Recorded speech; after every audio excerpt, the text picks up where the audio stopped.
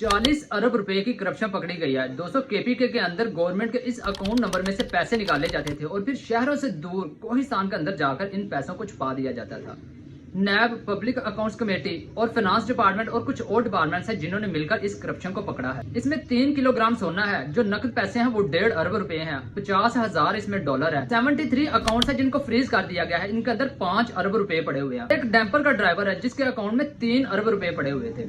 इससे हटकर 77 लग्जरी गाड़ियां हैं दोस्तों, जिसमें BMW, लैंड क्रूजर और मर्सिडीज वगैरह शामिल है। इसमें 103 जायदादें शामिल है, जिसमें महंगे तरीन फ्लैट्स, प्लॉट्स और कमर्शियल प्लाजे शामिल है। तो दोस्तों, ये है लोगों के खून पसीने की कमाई। इसे किस तरह से लूटा जा रहा था। जाहिर सी बात है, इसमें कोई आम बंदे तो शामिल होंगे नहीं। इसमें आला ओहदेदारान, ऑफिसरान, सिविलियंस और मुलाजिमीन भी इसमें यकीनन शामिल होंगे। तो दोस्तों, आपकी क्या राय है? इनको कौन सी सजा मिलनी चाहिए? कमेंट सेक्शन में जरूर बताइए। और एक बात हमेशा याद रखना, जो अवामी राय होती है आखिरकार वही कवानीन बनते हैं। तो इसलिए अपनी राय जरूर दीजिए। अपना ख्याल रखिए। अल्लाह हाफिज।